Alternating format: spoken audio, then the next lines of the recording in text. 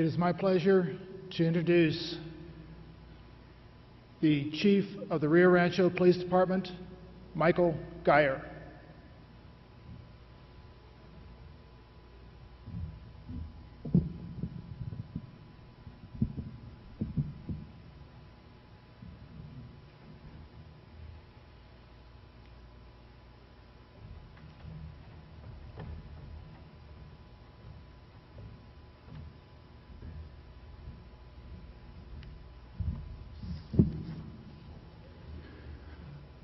Good morning.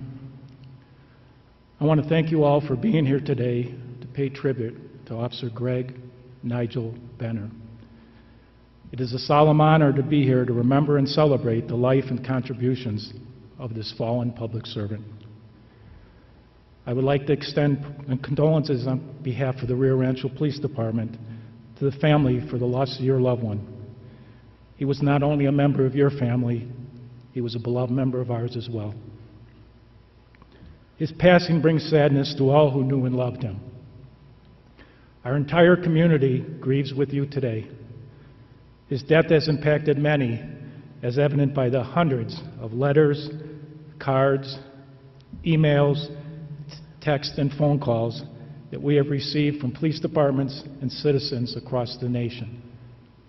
One of these letters was from the Attorney General of the United States, and I have been asked to share that with you this morning. It's addressed to Mrs. Julie Benner.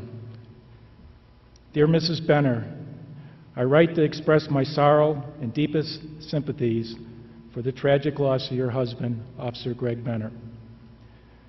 This country owes Officer Benner a debt of gratitude for his service and his sacrifice that we can never repay.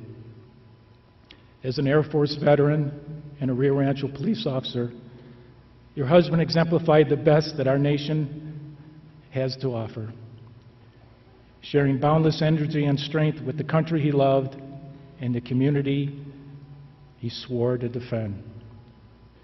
Whether he was patrolling his beat in New Mexico or serving a tour of duty in Kabul, Officer Benner acted bravely and honorably, determined to protect and serve. While he was taken from us far too suddenly and far too soon, I am certain that his legacy will live on in the words of all of us that served alongside him, to follow his example and honor his memory. At this time of heartache, I hope that you draw comfort from his friends, family, and community members who knew Officer Benner best and loved him most. I want you to know that the rest of his extended law enforcement family here in Washington and across the country will continue to stand with you, both now and always. You and your children are in my thoughts during this extraordinary, difficult time, and I wish you strength in the days ahead. It's signed sincerely, Loretta E. Lynch, Attorney General. Julie, I know from experience there are no words that I can offer to ease that profound sense of loneliness and loss that you're feeling right now. Just sitting here for a few moments looking at these video screens, everyone can see how desperately he cared about you and his family, how close he was to all of you. I think that sometimes it's all too easy to forget that police officers are human too. He was a devoted son to his mother, Glenda, brothers to his sister, Julie and Janine. He was a loving father to all his children, Tanya, Brioni, Sharon, Tracy, Jennifer, and Samantha. He was a grandfather to 7 grandchildren, Kaylee, Gemma, Sophie, Blake, Peyton, Wyatt, and Lena, and 2 more on the way. I know now that you and all your relatives and friends here today with you will carry his memory and spirit within you forever. To Paul and your family, we recognize the tremendous loss that you also feel at Greg's passing. You lost not only your best friend, but someone you also considered your brother. Your relationship with him spanned decades and traveled different continents over the years, yet your bond somehow was strong and true enough to bring you together back here in Rio Rancho. I know from experience also that the time will come when Greg's memory will bring a smile to your lips before it brings a tear to your eyes. That's when you know it's going to be okay. I know it's hard to believe it will happen, but I promise you it will. And my prayer for you is that it will come sooner rather than later. As I was preparing for a dedication of our building recently for another fallen officer, I came across an Irish proverb, and it simply reads, "Death leaves a heartache no one can heal. Love leaves a memory that no one can steal." I also hope that the Benner family will also take some solace as you look around this room and see the number of Nigel's law enforcement brothers and sisters who stand here today and will stand with you the rest of your life. We will always be there. There's another line I thought you might appreciate that I found from an English poet, John Milton, who said, "They also serve who only stand and wait." Thousands and thousands of American families stand and wait for their husbands and wives, fathers and sons, can serve the rest of us. Police families are indeed a different breed, and the world is a better place because of them. To the Benner family, we were all lucky to have Nigel. He was a cop for all the right reasons. He wore the badge proudly, not for glory or recognition, but because he was born to honor that thin blue line. To his mother, we owe you for nurturing him. And Julie, we owe you for supporting him. And to all his children, know that although your father is gone, you have inherited an entire family, our police family. We will never, never forget. I was asked during a recent press conference about Nigel to describe him, and I replied that he was a quiet and reserved man. This was only based on the times that I had met and talked with him at our station. The family has since explained to me that I probably should retract that statement. Apparently he was anything but quiet and reserved outside of work. I guess he was just putting on a good front for his chief and didn't want me to know about a possible uninhibited side of him that he saved only for his family and friends. I want to take the opportunity to personally thank the Rio Rancho Fire Department for your valiant efforts to try to save him. We at the Rio Rancho Police Department are eternally grateful for you for taking care of our brother. I received an email a few days ago from one of the Rio Rancho firefighters from Engine 1 who had responded to assist Nigel that fateful night. The fire department worked very close with Nigel, and they told me he will be missed. Now, I also said at that same news conference that Nigel had a dry sense of humor. Paul and Julie have advised me that this is actually referred to as English humor. I'll be the first to admit I often didn't understand his wit, but he still managed to get a grin out of me each time. I was told by that same firefighter from Engine 1 that they had just cleared a call with him earlier that night when they rescued a dog from a balcony of an apartment complex. Their driver had commented how Nigel had just told him a horrible joke, and yet it still managed to make him chuckle. I know now that it wasn't just me. He really did tell bad jokes. Call his attempts at humor dry or English or just downright awful. Greg made people smile, and this is one of my fondest memories of him.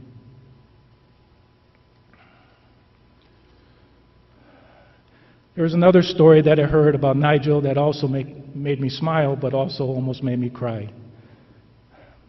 I noticed during a visit to their house last week that there was a yucca tree that had rotted at the base and was lying on the ground in the front yard.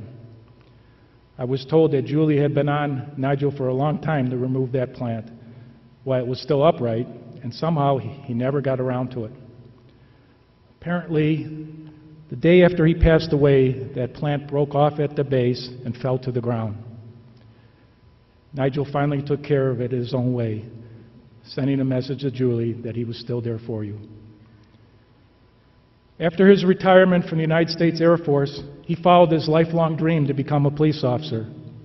At 45 years of age, he went through a full, rigorous academy, along with fellow recruits who were probably half his age. I'm sure that he showed up many of them, and that's a good testament to how committed he was to really become a cop. I know that some of his classmates are here with us today. Nigel's enthusiasm for public safety was evidenced throughout his career. His work ethic was impeccable, and he was one of our most productive officers. He put his love of off-road motorcycling and all-terrain vehicle operations to good use within the police department by becoming a valued member of the department's ATV program. He loved his community and was actively involved in mentoring Rios Ranchos youth. His care, concern, and professionalism extended to all those he came in contact with, even those he arrested. I have known many officers over my career who, like Nigel, made the ultimate sacrifice in the line of duty. From my first experience with the line of duty death of a close friend, to our recent losses of Officer Hess and now Nigel, I have never found a way to prepare myself, accept, or get used to these tragic moments that unfortunately occur and we face from time to time. I was in disbelief and shock when I first heard of the tragedy that took him from us on the evening of Memorial Day. Having survived a long career as a police officer, I again found myself asking, why Nigel? Why was I and so many others in our profession allowed to remain unscathed while so many fine men like Officer Benner lost their lives doing what we do every day? I remember asking that question many times in the last 2 weeks. Why him? I have now come to realize that any police officer, any one of us, could ask that same question. And some questions have no answers. I'm well aware that there are some things you can't do without taking risk and without some degree of suffering. Police work is one of them. You can't drive race cars without crashes. You can't dig mines without cave-ins. And you definitely cannot send police officers onto the streets of today's violent society without the risk of death. It was always a dream of Nigel to become a police officer.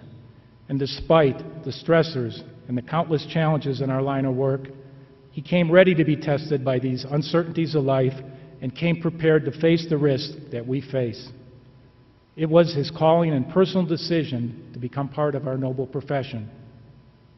You can't become a cop because you didn't get some other job. You can only become a cop if you truly want it. Greg made his choice willingly and was ready to serve and protect no matter what the call. Although no memorial, no ceremony, no salute can ease your pain and special burden, there is something you must know. The gratitude that I, along with all the fellow officers here today, feel for your loved one is shared by the entire law enforcement community and our entire nation. We are all safer for his sacrifice, and we always be inspired by his example of service.